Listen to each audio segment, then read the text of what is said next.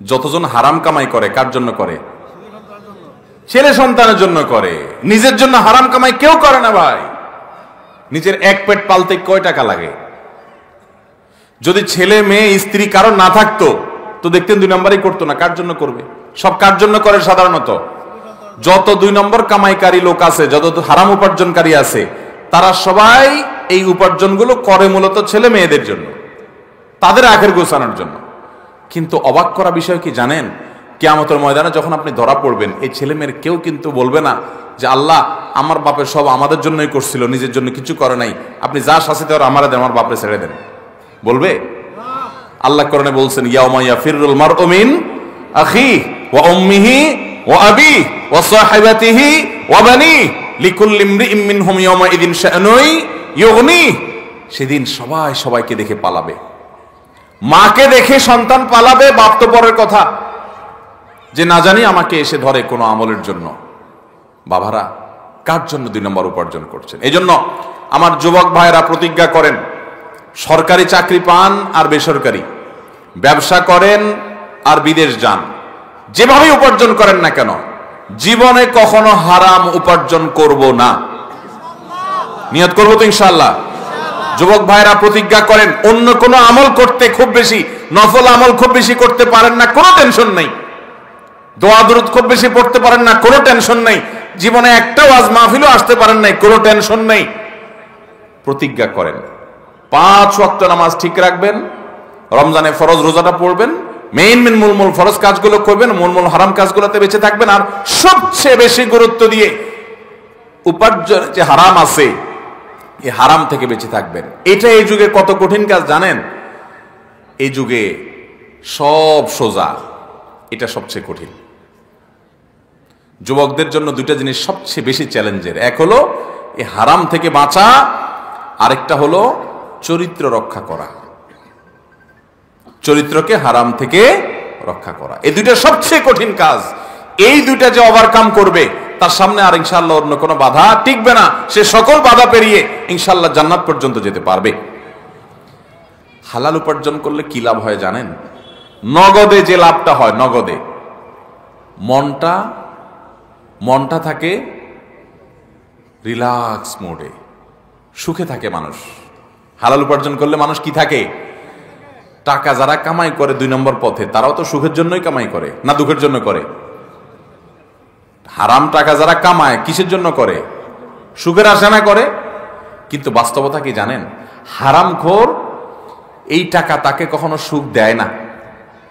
সুখ যদি কিছু পায়, তার ছেলে মেয়ে নাতিপুতি তারা বাপসাব নিয়ে রাস্তাঘাটে চলে, জানা না তাদের দাদা বড় ডাকাত, তাদের বাপ বড় চোর, বড় দুর্নীতিবাজ, বড় ঘুষখোর, বড় সুদখোর, হারামখোর। এটা তো ছেলে মেয়ে জানে না। তারা তো মোজ মাস্তি করে বাপে কামাইছে, বাপে যে 2 নম্বর পথে কামাইছে, দাদা যে 2 নম্বর পথে কামাইছে, নানা যে 2 নম্বর পথে কামাইছে, এটা তো নাতিরা জানে না, ছেলে মেয়ে জানে না। তারা মোজ মাস্তি করে ঘুরে বেড়ায়। আর বুড়া নিজেরটা নিজে জানে, হায় রে এগুলো সব তো চোরাই টাকা, এগুলো সব তো 2 নম্বর টাকা। তার ভেতরে ত্রাস শুরু হয়ে যায়, অস্থিরতা লাগে। ওই যে মুরব্বীর কথা বলছি, উনি আমাকে বলছেন, হুজুর আমার কাছে তো ভালো লাগে না, আমি তো জানি এগুলো সব মানুষের রক্ত চোষা টাকা। এগুলো যখন মনে উঠে আমার ভিতর থেকে, ওনাকে আল্লাহ তওবার নসিব দিয়েছেন, উনি তো ভালো মানুষ যে উনি ফিরে এসেছেন, সুযোগ পেয়েছেন মৃত্যুর আগে তওবা করার। কত কবল পড়া আছে, এই সম্বিত পর্যন্ত তার ফিরে আসে নাই, সে মৃত্যুর আগে তওবা পর্যন্ত করা নসিবে হয়। অতএব যুবক ভাইরা প্রতিজ্ঞা করেন হালাল উপার্জন করবেন, ঠিক আছে তো ইনশাআল্লাহ? জীবনে কখনো একটি টাকা, 1 টাকার একটা কয়েন হারাম হলে ভাবে ছুঁড়ে ফেলে দিব, ওইটা আমার দরকার নেই, ঠিক আছে না ইনশাআল্লাহ? এই জন্য সাহস লাগে। কিন্তু মুশকিল হলো কি জানেন? এটা বড় কঠিন কাজ। কেন কঠিন বলেন তো?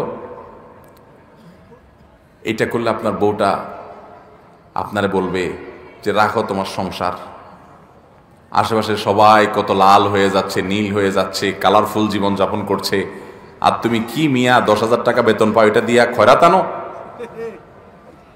দেখবেন বউটাও খুব একটা রাজি না। আরে বউ তো অনেক পরের কথা, নিজের জন্মদাতা বাপটা দেখবেন খুশি না। গর্ভধারণ করছে যে মা, সে মাও দেখবেন বলবে বাবা এরকম করলে কি চলে, একটু অত ইসলামকে মেনে পারা যায়? বলবে কি বলবে না? এই জন্য গোটা পরিবারকে ইসলামের উপর উঠাতে হবে।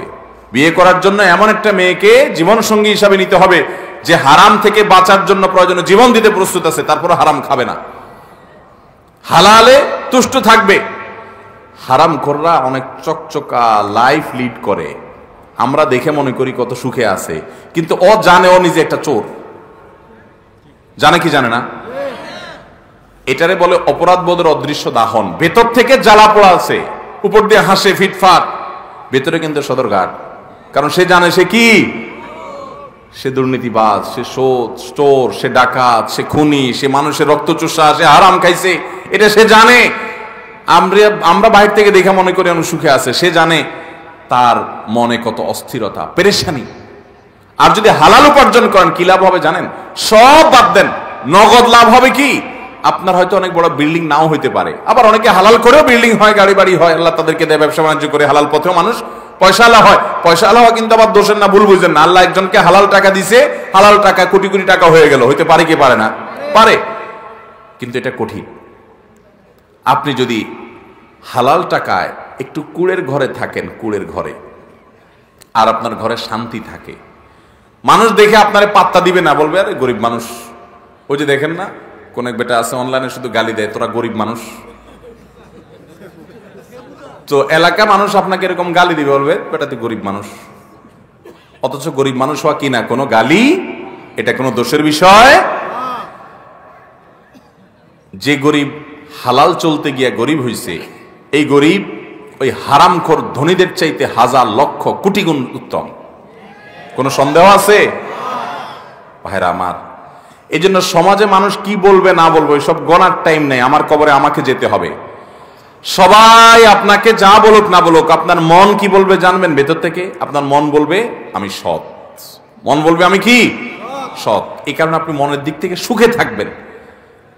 আমি এরকম বহু সরকারি কর্মকর্তাও দেখেছি যে কোন রকম অনেক বড় সচিব ছিলেন, কিন্তু কোন রকম একতলা বাড়ি করে ঢাকা শহরের জীবন যাপন করে দিছে, বেশি কিছু করতে পারে নাই, কিন্তু খুব হাসি খুশি। কারণ সে জানে সে মানুষটা সৎ, ভেতর থেকে তার শান্তির শুধুমাত্র আপনার শান্তির বার্তা সে ভেতর থেকে পায়। অতএব হালাল উপার্জন করা এবং হারাম ছাড়ার জন্য সংকল্প করা দরকার। আজকে বাংলাদেশের সবচেয়ে বড় সমস্যাগুলোর একটা হলো দুর্নীতি।